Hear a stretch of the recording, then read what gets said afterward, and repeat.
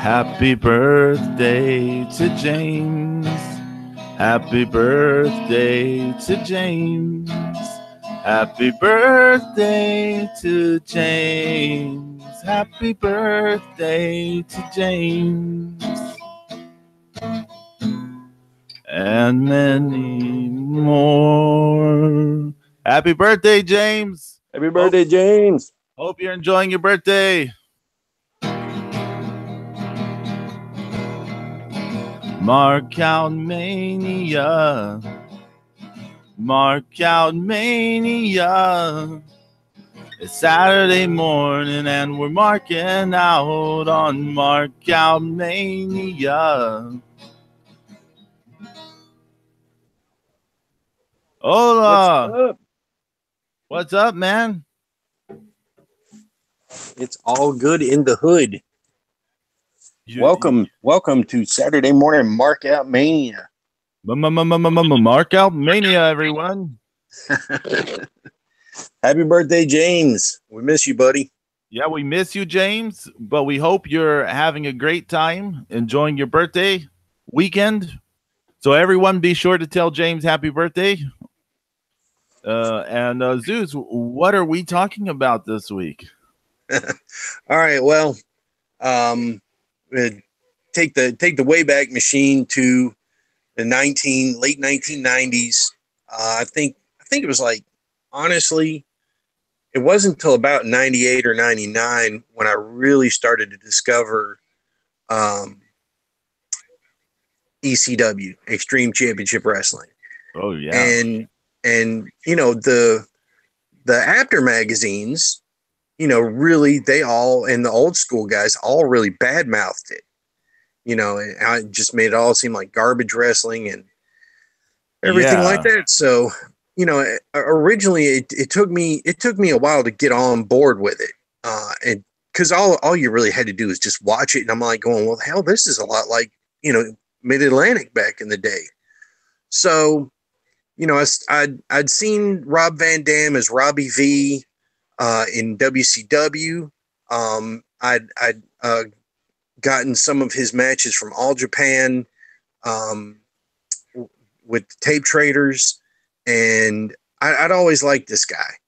And so, you know, I see him wrestling in ECW, and I'm like, wow, this finally somebody let this guy do what he can do. And I mean, I just loved it all. I mean, just, you know, just tree trunk legs and just acrobatics for days. And, you know, just a didn't give a crap attitude. And, you know, just, you know, it's a guy who just wanted to have great matches. So I'm like, you know, I've never been a pot guy, but, you know, I was like, okay, you know, it's funny. I get the 420 takeoff, you know, they, you know, ECW is kind of, you know, taking off of everything that they could to sell merch or whatever.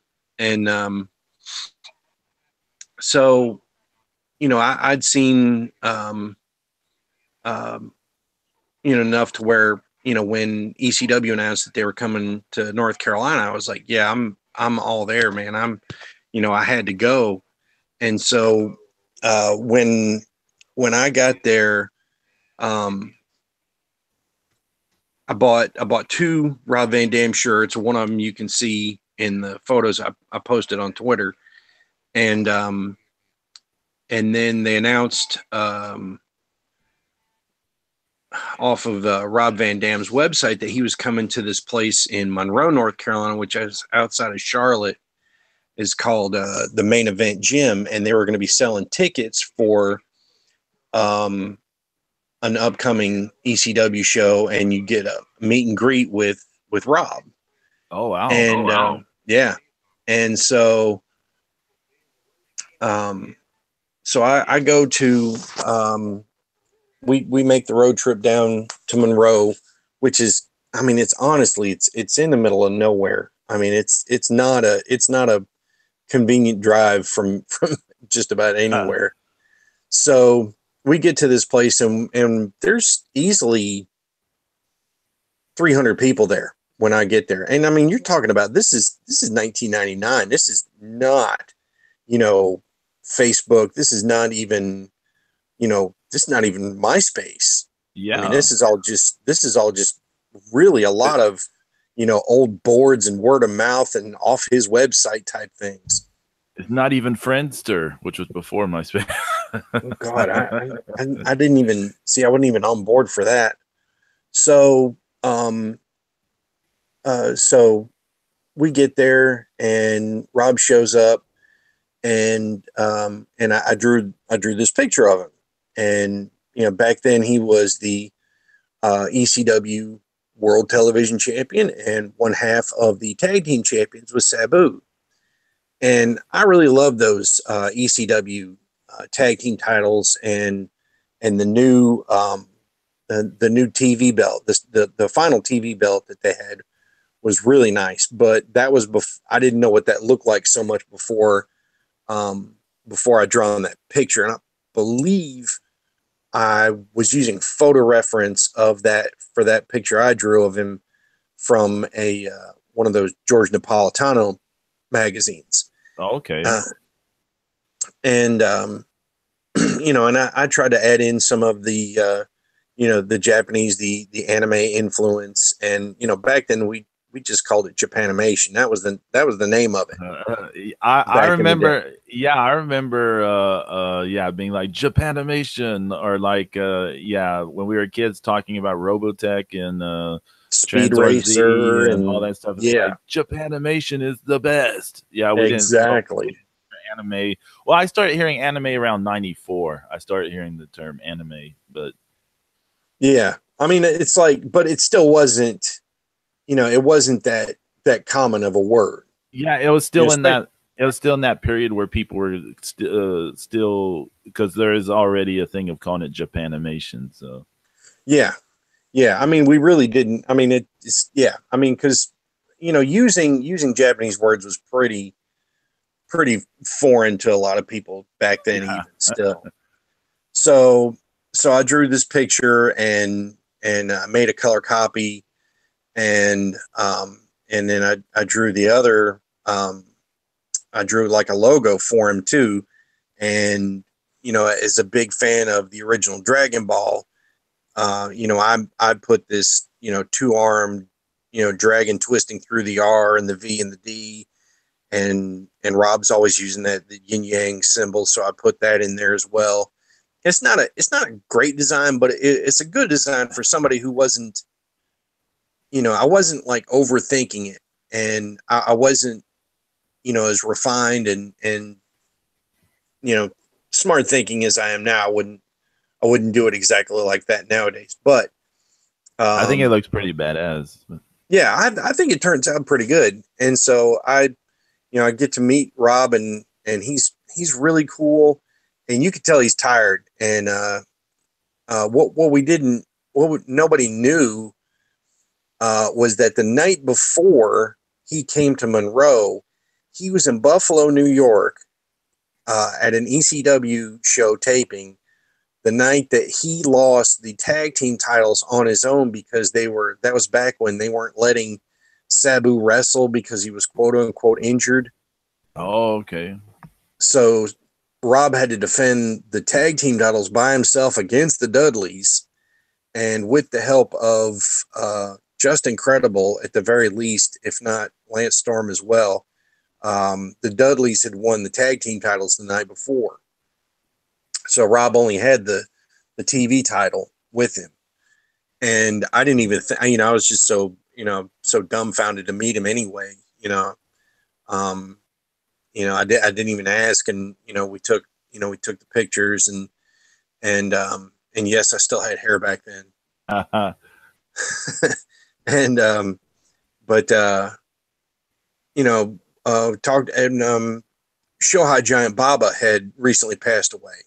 Oh yeah. And I asked Rob about working for Baba, and he said working for Baba was the best. He said he totally respected me, and he was a big fan. He said anytime I ever wanted to go back and work, he said it didn't matter where I was coming from or what I was doing or how long, I could be there for it. He said I had a standing invitation to wrestle in All Japan from Baba, and he was very sad that he died so young, and that's also when I found out it's like I'm a month older than he is.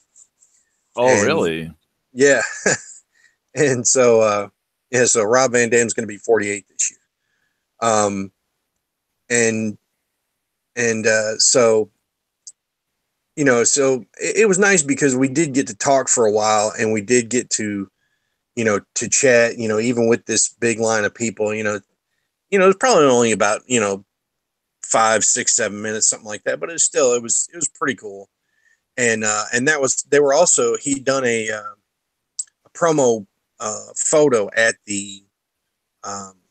that gym where he would do his Rob Van Dam lift, where he would do a split on his legs between two weight benches and pick up a barbell. And that barbell, his record was 168.5-pound dumbbell. Oh, wow. To pick up off the floor doing a split between two weight benches. That is crazy. And take it all the way up to his chest in an upright manner.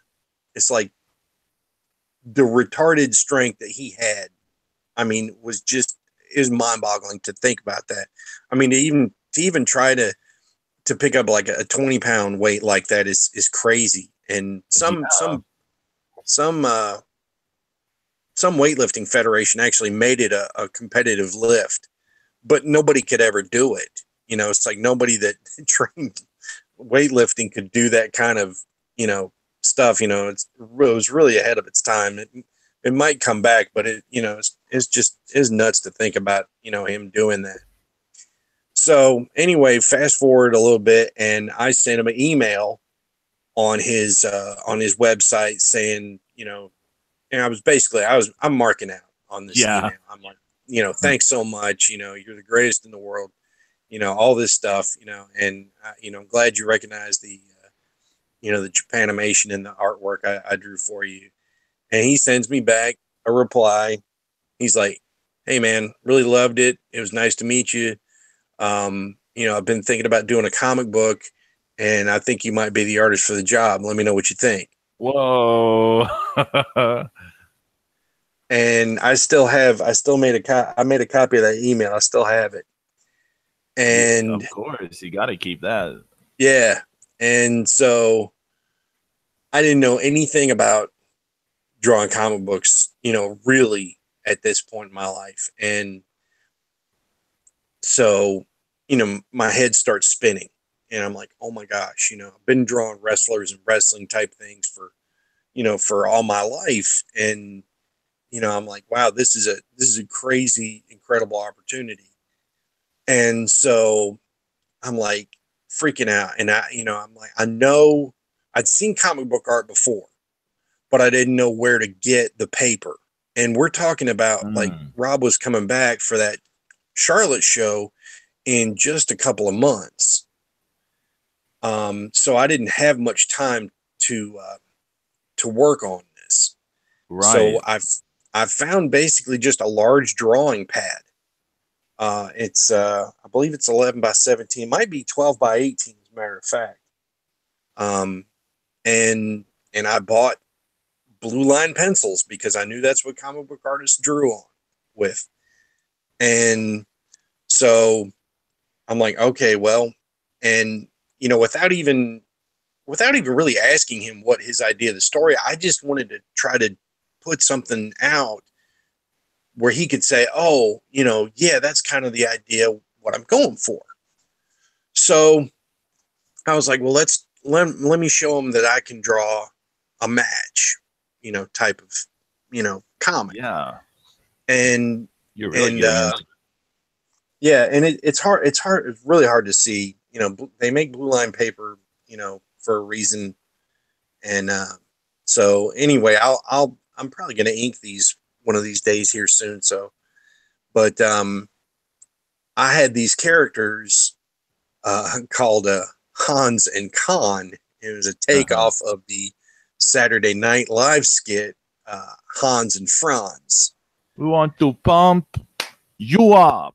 Exactly. So we've got this crazy German dude with this flat top, and he's got like a million, Rob Liefeld teeth in his mouth. And and he's got and his tag team partner is this big Mongolian dude with a top knot, and he's Khan. And they're the tag team champions of Earth. Oh wow. Yeah. And so and that's on a separate tweet as well from this morning. Hans and Khan is. And so I was like, well, classic, one guy against, another guy in a tag team, and so I draw, I've got like 6-7 pages drawn, and like I got into the action a little bit, and then I just kind of skipped through to like kind of a sideways splash of the Van Daminator. I wanted to show him that I could kind of draw the Van Daminator in 2 giant frames, and I drew it from right to left instead of left to right. Oh, so okay. It looks. Yeah, you're thinking of how you saw it like on TV, probably. Yeah. So, but anyway, so, pack up my art, and, the Charlotte show rolls around, and, I wanted, I'm all nervous and excited and everything. And, understandable. Yeah. And so like I left work, and it's like 95 miles from where I worked at, and I made it there in about 67 minutes to Charlotte. Oh wow. at leaving at like 4:00 too, and just to try to haul my ass and get down there, and I end up in middle of uptown Charlotte, and I asked a cabbie where the hell the Grady Cole Center is, and he was nice enough to actually lead me, just drive to where it was, and just led me there, which was a very cool thing. Yeah, that's super awesome of that dude to do. Yeah. And so get to the arena, park my car, go inside. There's Tommy Dreamer kind of hanging out near the front, and I wait a few minutes and say hello and how's it going and everything, and he's like, honestly, it's not going so good, man. He said, I just came from the doctor, and I've got herniated discs in my spine. I'm like, wow, I feel like a dick for asking you how you are. But I told him, I said, hey man, I said, don't get down. I said, medical field's come a long way. I said, this is also, if you went to the hospital here, these are also the same doctors that said that, Magnum TA never walk again, and he walks. So I said, you're probably a lot better off than you think you are. And he was like, well, thanks, man. I appreciate it. And then that night it was Rob Van Dam against Balls Mahoney. Ooh. Yeah. And that was right around that Living Dangerously time, where that Living Dangerously pay-per-view. And I think I'd have to check my ticket stub. But anyway, so, it has this great match, and then and they were having Rob at the top of the card. Taz's match was before Rob's. I'm sure that pissed off Taz.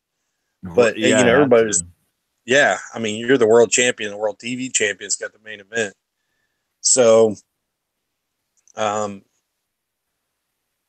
after the matches are over with, they're making everybody leave, and I'm like looking around trying to find Rob, and I got my big portfolio with me, and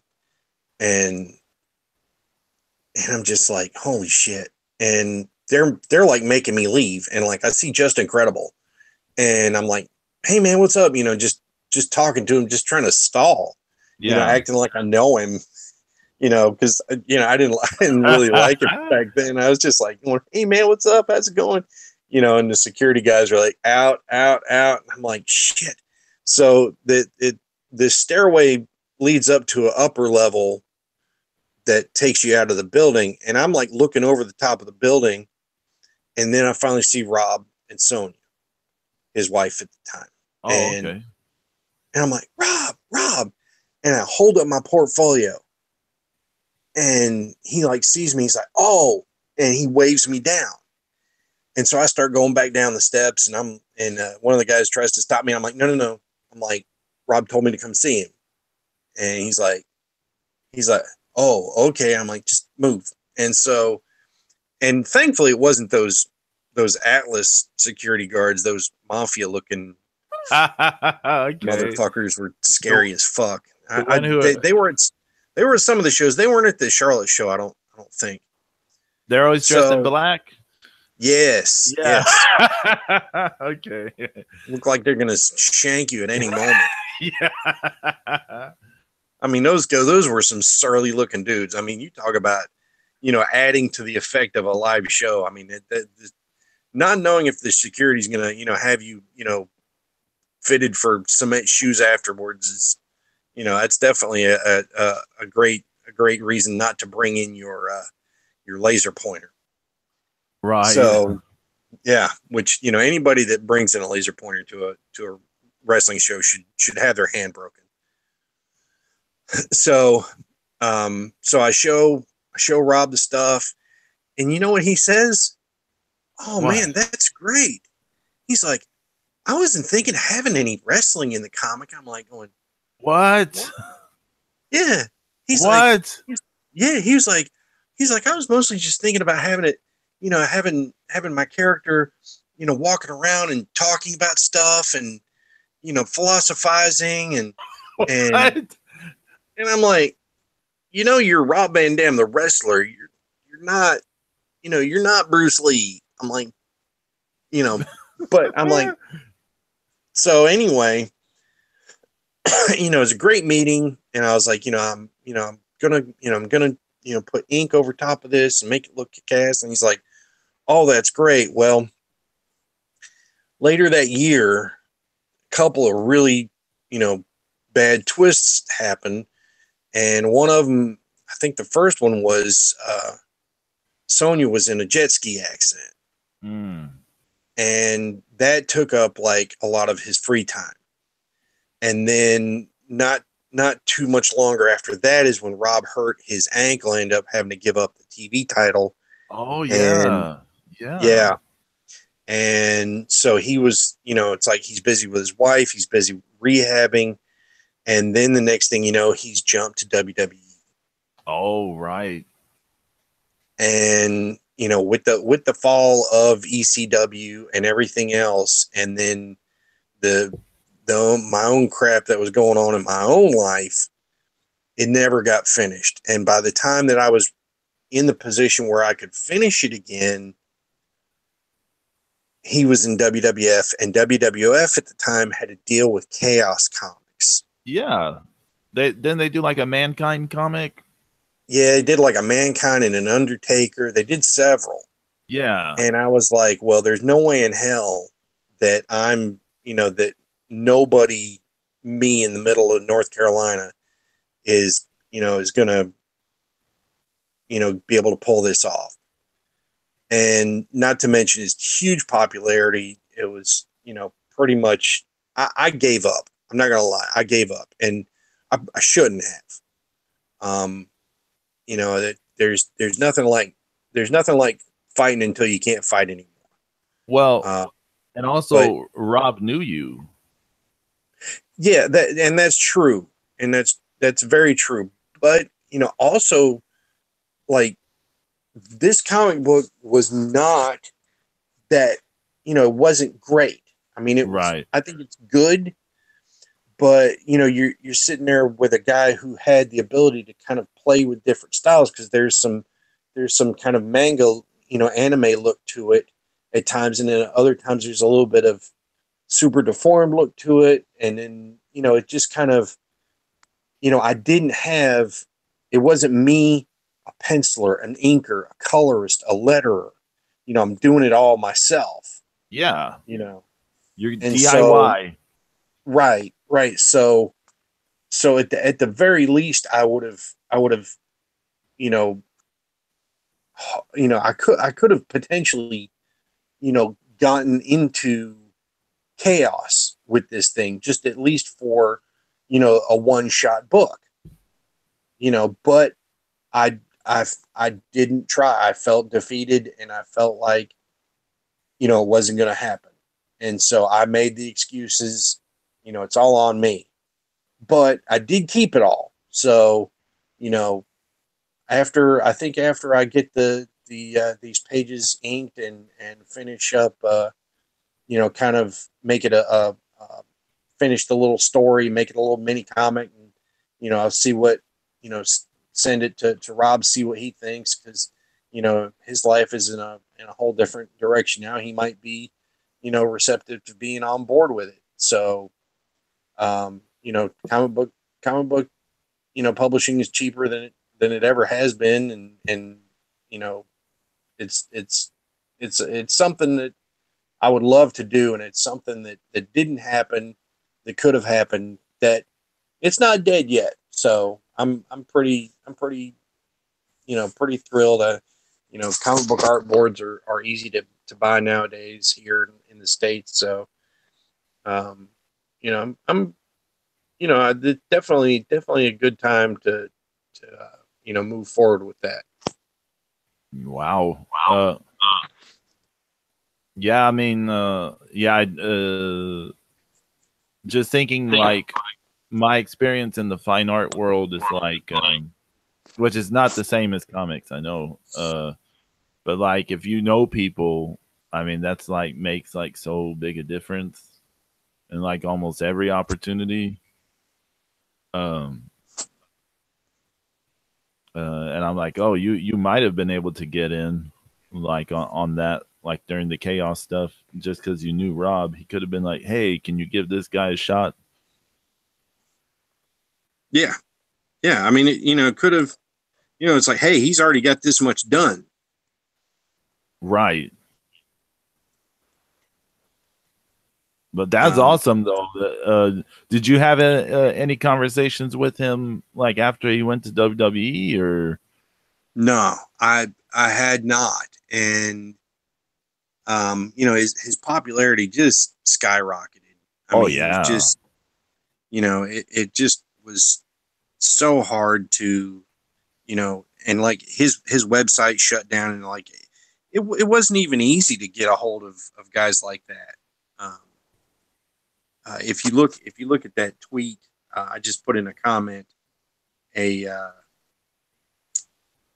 just put a photograph of that blue Van Daminator,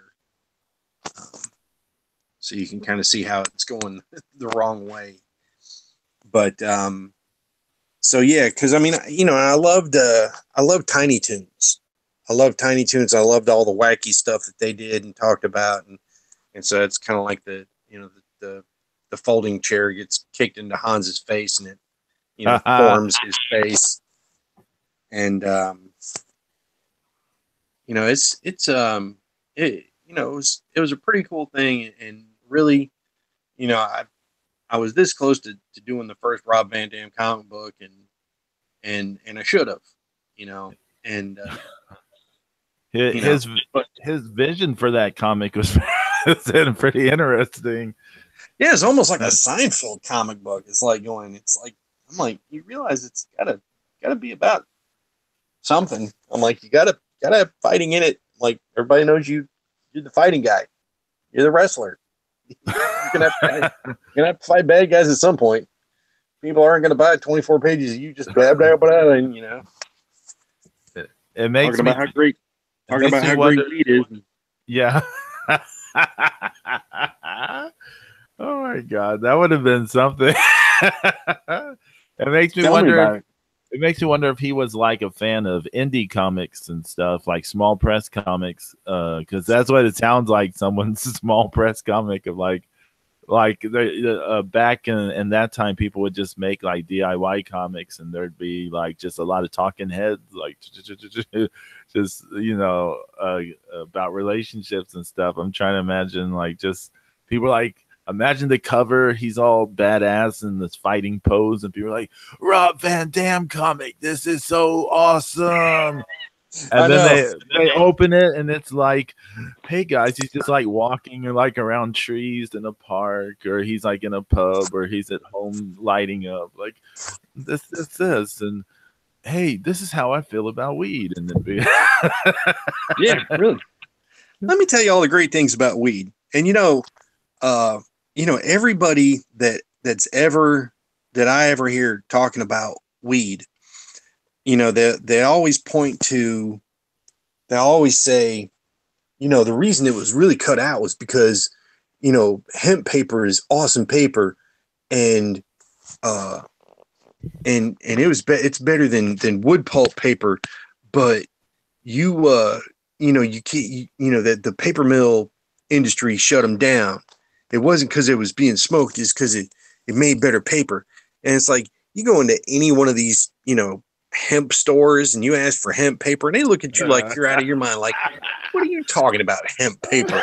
I'm like, I'm told this is the best. I'm like, people say the hemp paper is the best paper in the world, and of course, that would have been the real kickers if I could have drawn the comic book on hemp paper and we had it printed on hemp paper. That would have, of course, then people just be, ripping up my artwork and trying to smoke it. Oh my god! I'm trying to imagine like going into one of those places and being like, "I'm here for, I'm looking for some art supplies. Do you have some hemp paper?" Right? You have hemp like Bristol board.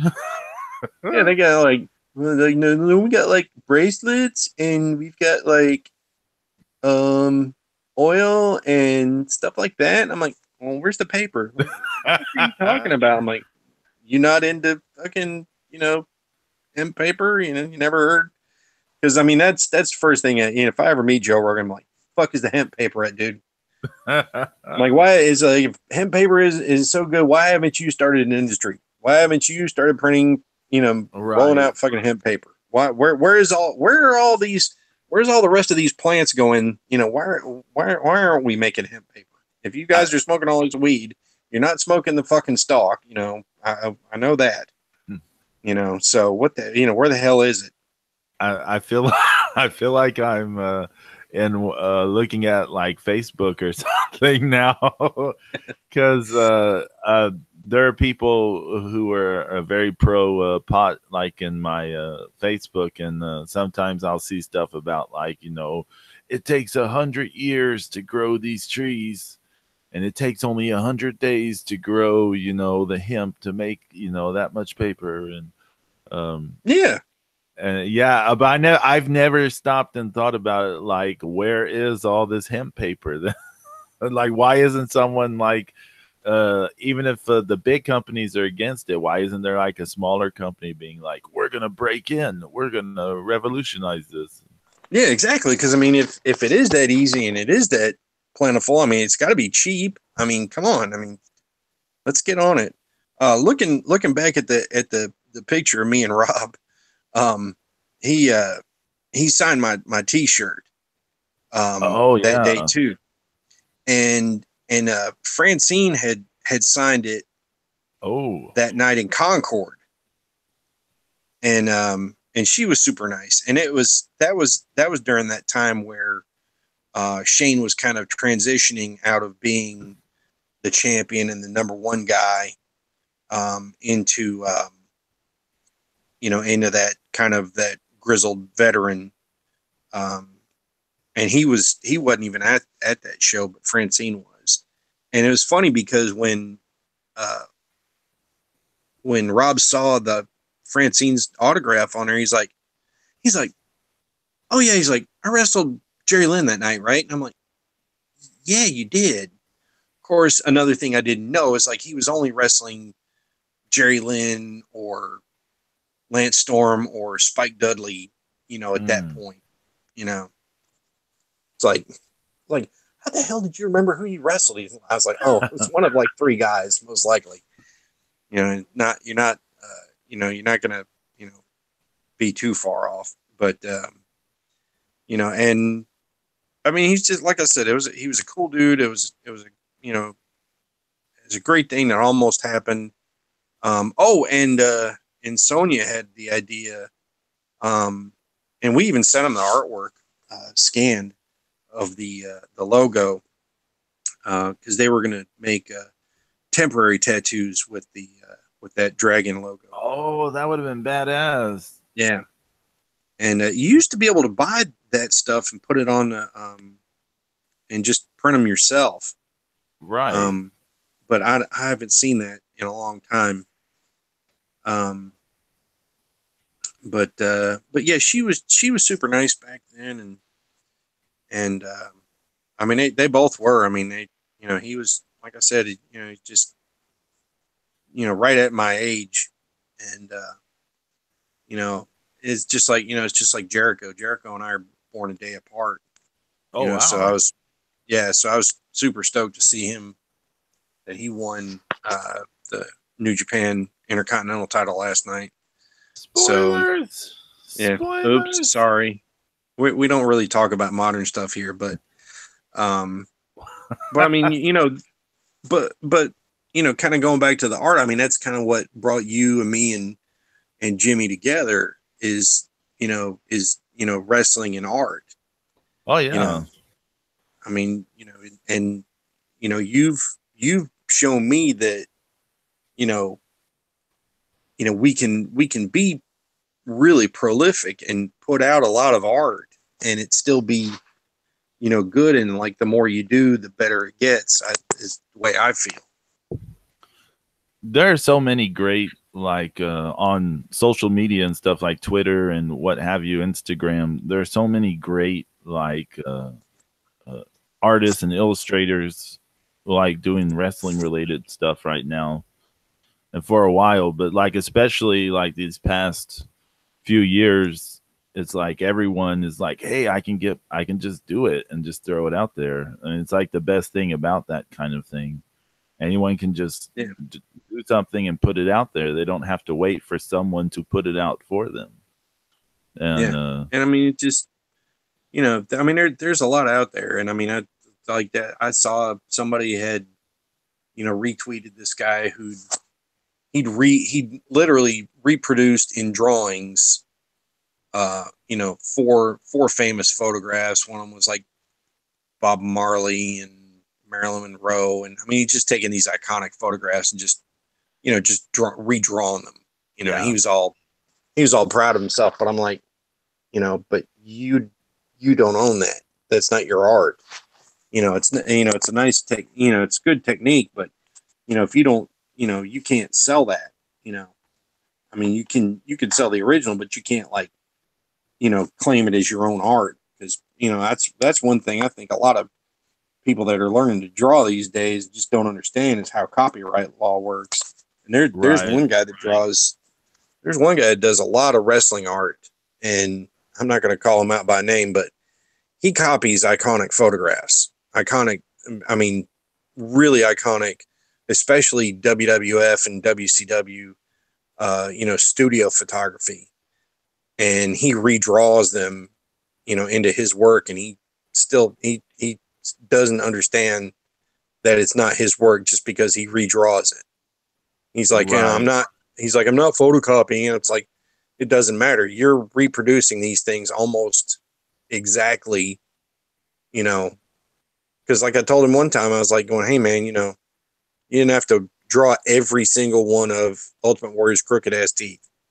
And he's like, well, that's how it looks in the photo. I'm like, well, that's just, yet another, it's like, A, that's not nice to do to people, A, and B, you never draw individual teeth. I don't care what you're doing, unless you're drawing teeth individually. You don't draw teeth in people's mouth. I mean, you don't draw a tooth and a tooth and a tooth. It always looks like rocks, Right. It's like, just draw some edges and outlines and a little bit, and then just maybe add in a little tiny bit of shading. But if there's one thing you can jack up a picture of a face with, it's the damn teeth. You know, especially some people have jacked up teeth, and it's like, okay, well, you know, I've drawn, you know, people before and done portraits and things. People go, oh, hey, thanks for fixing my teeth, and I'm like, well, I just kind of de-accentuated them and let them not, you know, not be the focus of your smile, and let your mouth be your smile. Oh wow, it's like, yeah, see, because I mean, who stares at people's teeth?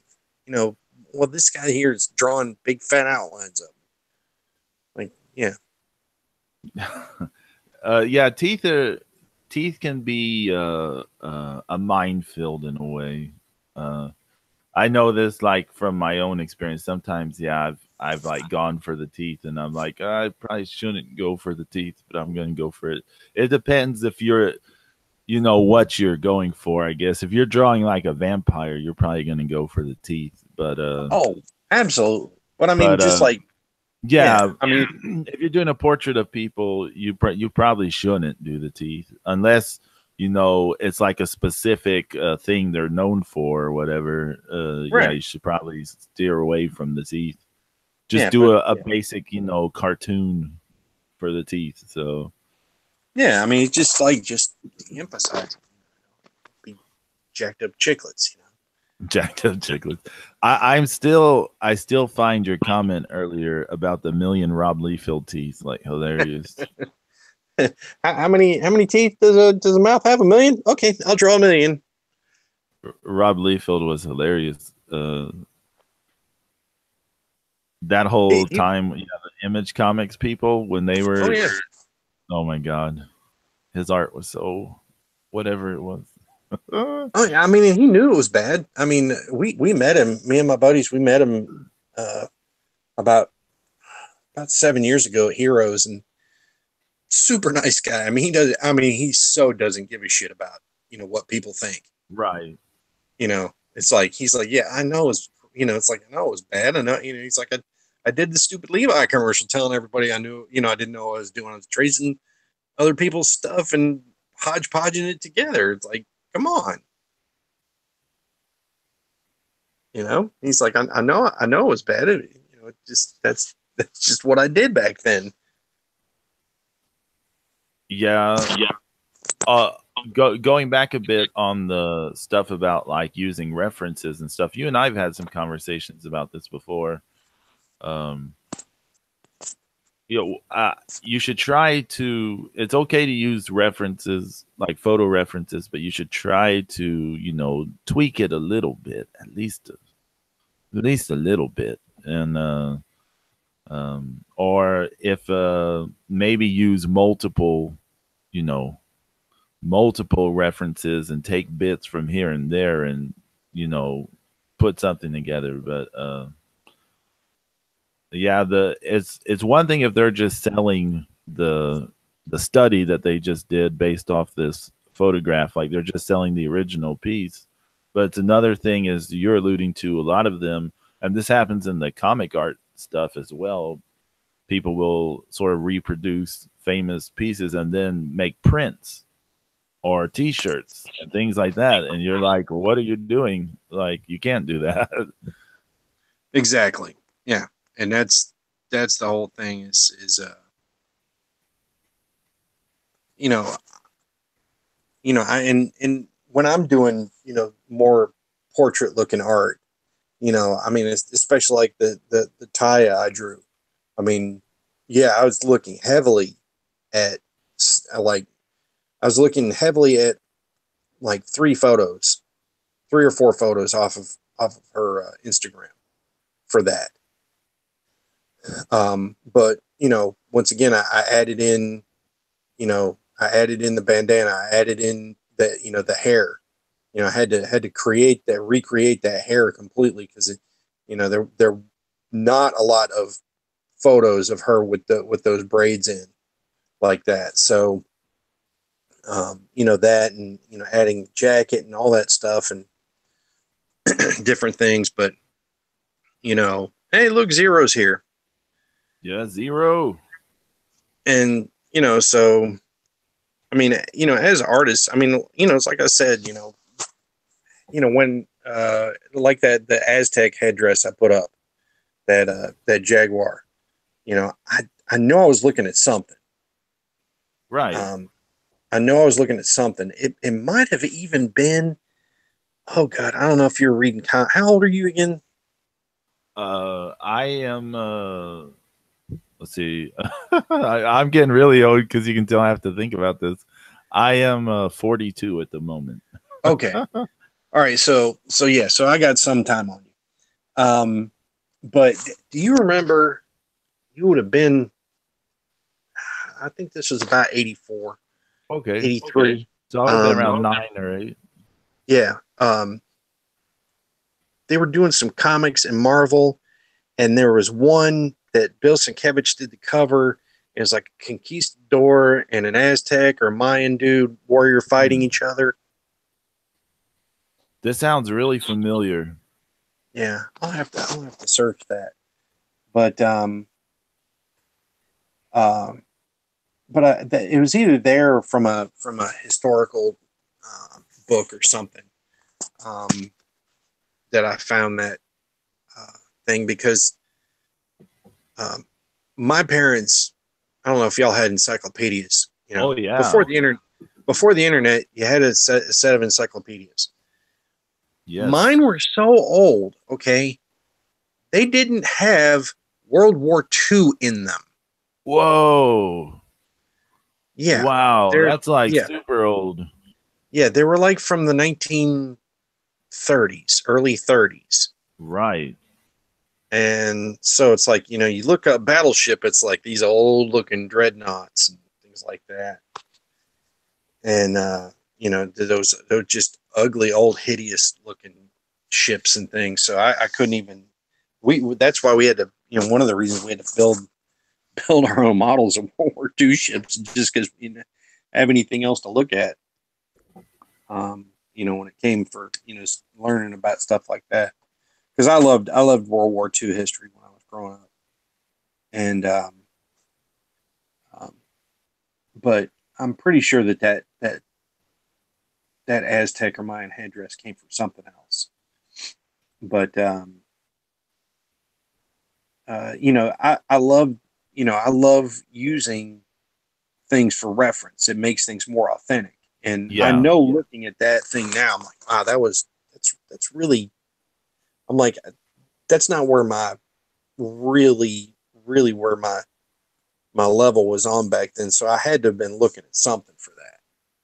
So, and like I said, the Rob Van Dam I drew, I was definitely looking at that, at a picture of him wearing the two belts. And, like I said, if I really, I really wish that it had been the newer TV belt, which is much nicer. I mean, actually, I thought the ECW TV title looked better than the ECW World title. I think your Rob Van Dam piece is really awesome. And I love that you did like the pointillism in like his singlet and in the plates of the belts.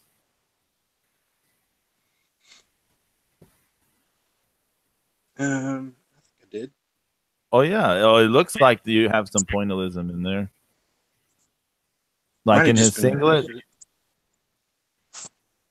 Actually, that's just a little bit of distortion of the color pencil.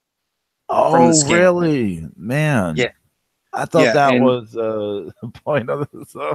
No, I was like, whoa, he's been doing this. He's been doing the pointillism thing forever. This is badass. I have, though. I have been, ever since I discovered pointillism, I have been doing it forever. But that's just kind of I have this weird program that I use to put this stuff into a JPEG. It's called Pazap.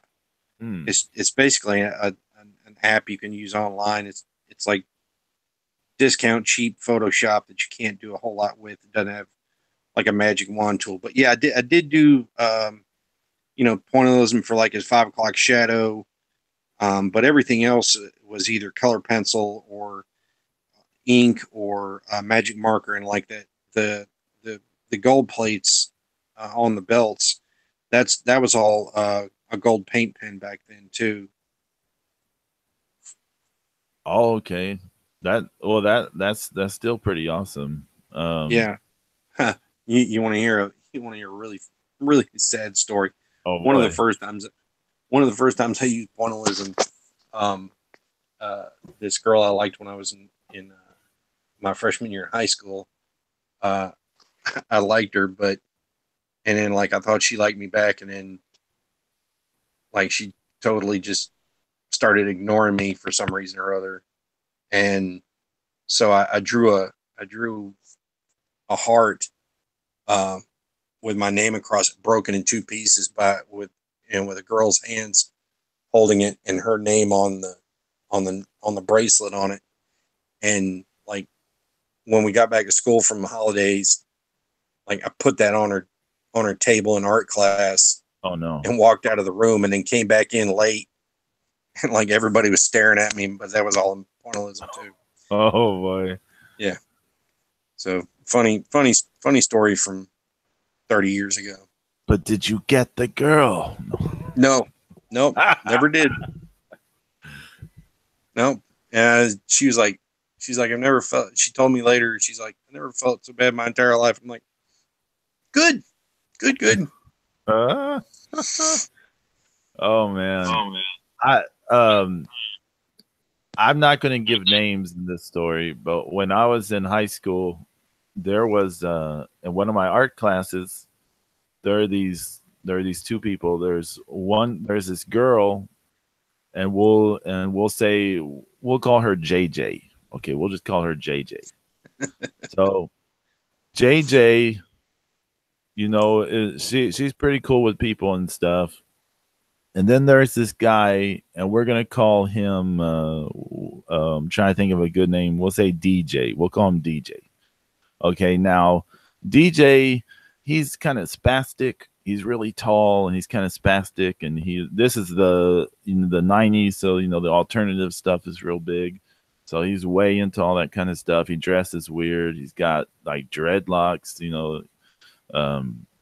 a real tall, weird guy who would like tell these crazy stories that he just made up, like everyone knew he's lying and stuff. But if you haven't picked up by the JJ and DJ, they have the same last name.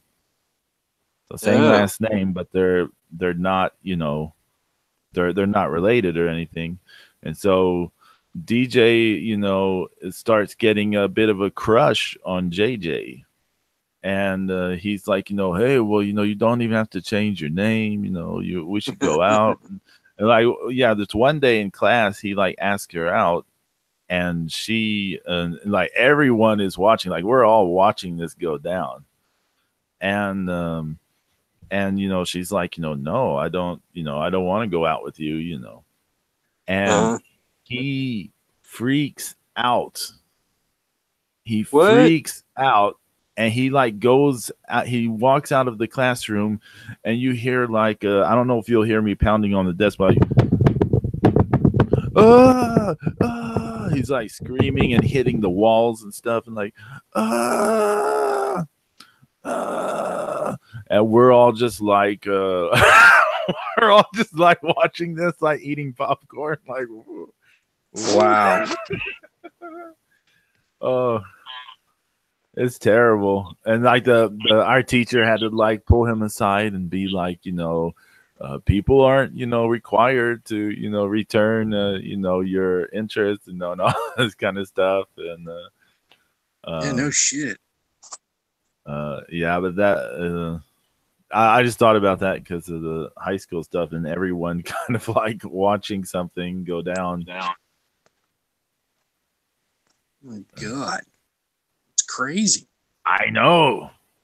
But hey, let's talk about something real quick. Yes. Is any wrestling you've been into recently? Anything you've been all up into? As far as like it can, yeah, stuff you've been watching and digging. It can be old wrestling or new wrestling, but just stuff you've been watching like recently. And I mean, I've been watching a lot of these highlight recaps from season 3, the end of season 3 of Lucha Underground. Oh wow. And there's just there's so there's you know nobody does more in an hour than they do. There's 3 hours of nothing on Raw. With all these great stars that they got, and it's 3 hours of nothing. 1 hour of Lucha Underground is got more in it. So it's like, there's there was so many great things that happened, and so much they packed into Ultima Lucha Trace, for that matter. I mean, that battle royal that turned into the trios tag team match. I mean, that's crazy. I mean, they jammed so much in at the end there. Yeah. It was awesome, like rewatching the season 3 through this greatest hit stuff as this build up to season 4, which starts on Wednesday. So psyched, man! I can't even tell you. I mean, it's like it's almost like you thought that your favorite TV show was canceled and it's never coming back, and now it's coming back, and it's like you can't even be any more excited. I mean, I'm almost at a point where I'm like, yeah, I'm almost numb, because it's like, yeah, because I mean, it's like, until I see it, until I hear it, and get on the Twitter machine for all that, for all those, all that camaraderie and everything. It's just like, you can't even fathom it. And also want to say, big shout out to the Way Too Real Lucha Party for always having our backs, and as well as Justin and MMM Show. We always appreciate you guys retweeting and stuff. And I tell you, for what the MMM Show does and what they talk about and who they talk to about what they talk to about, it's crazy how few people are actually watching and listening to that show. I mean, people should be, because I mean, like that. The insiders like that Paul London episode again. Yeah. That Paul London episode is amazing. People should be just going nuts about that. Because that's where all these insiders are watching. I mean, half of their views have got to be from guys like, I bet you even Meltzer's listening to it. Because they get the first news on a lot of things just because they're cool dudes and they ask these people nicely, to Joseph and the other producers and things that they've had on. It's crazy. It's like, how are more people not watching, especially from the the Lucha Underground community? I mean, it's crazy. They are just they have so much real information, and and as well as Way Too Real. I mean, you got so many believers. You got Machetes and Dinero. They've both been in the temple so much, and they know they know everyone. I mean, on like almost a personal level. So yeah, I think it really does. And I mean, they were and Machetes and Dinero were being trained by Steve Payne. Steve Payne for a while there. I just happened to see Steve Payne had like relocated to Mexico. So I'd like to ask him what's going on there, but but still, I mean, you're talking about two great programs, that are always kind enough to, give us a shout out. And we definitely appreciate all those guys.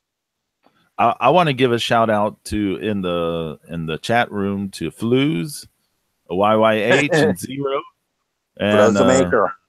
to everyone in the Lucha clique, like By Lucha, Scorp, Big Dog, Heather, Angie, all those guys. Yes. A big shout out to everyone. Mongolian chop.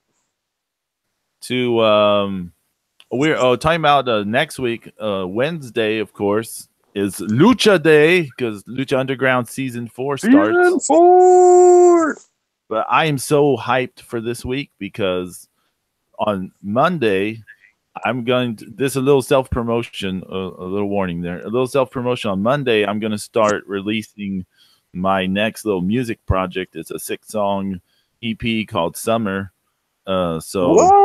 That starts coming out on Monday. What? And then Wednesday, we got, Lucha Underground season 4. Woo! Cero Miedo! And then That's right. On Thursday starts La Copa del Mundial, the World Cup, which is, for people like me, this is massive. The World Cup is always massive. And and it's a huge week. It's real exciting. I'm you know what I'm going to do is I'm going to, you know what it is, but I got a new piece of Lucha Underground art in the works right now. Oh, yeah.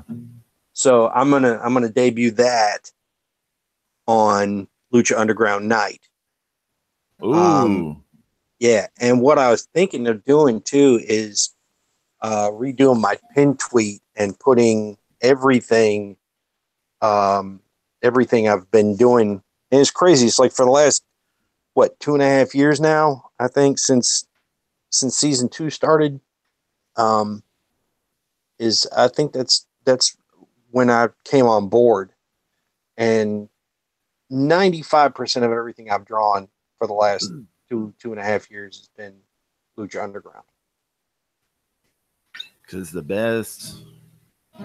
So, I mean, I was like going, God, I got like well over 30 pieces, but I got like 30 good ones. So be looking for that, because I'll be tagging people in a new pin tweet, probably leading up to that hour leading up to the show, because once it gets going, it's pretty nuts.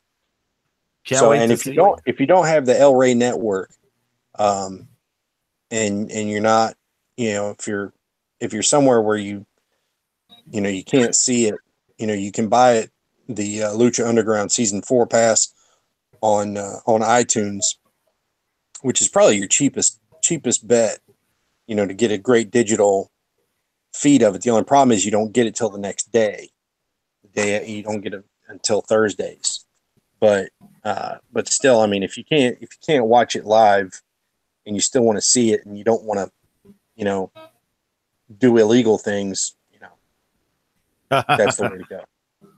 But it's been a great week. I hope everybody enjoyed hearing it, and hopefully here in the next maybe 6 months we can debut the Rob Van Dam comic book for real. Yeah, I gotta get that done. That'd be awesome. We'll all be like scrambling to get our copy and be like, we gotta get an autograph from Zeus. Thanks for no what? Yeah, why don't we make next week a heavy Lucha Underground day? Yeah, of course, because it's we're gonna be talking about the season 4 and everything else. I mean, we should talk about all our Lucha Underground stories. I'm sure you and James have some stories about seeing the guys live at shows. Yes, yeah, I do have some of those. That's for sure, and I'm thrilled that more are coming out this way too. So, one of the worst thing about the only like bad thing about doing this podcast is like I haven't been to a live wrestling show since April of 2002. So I haven't been to a live wrestling show in however many years that is. But doing Yeah, the it's show, like 16. yeah, doing the show makes you want to like go see shows. You know, makes you want to go see some I wrestling. mean, well, I mean, I had a really long dry spell too. I mean, where between the time I was going a lot and then the time it became really sporadic, I think that the last thing I went to for a long time, like I went to a SmackDown around 2009, and then after that it was like nothing until I went to see AML wrestling here, which had Killer Cross, and the main event was Shane Strickland against Cedric Alexander, and that was not long after I started getting into Lucha Underground. So, and that's exactly why I went, was to see Killshot. So, Killshot. Hey, a shout out to Mil Machetes, who's in the chat room. But next week, lots of Lucha Underground talk. Hopefully James will be back. Be sure to tell James the Extreme Sarno happy birthday, because it's his birthday this weekend. And happy birthday, pal. Thanks for listening to us. We are going to put an end to things at the moment, and we'll see y'all. We'll see y'all next week. Adios.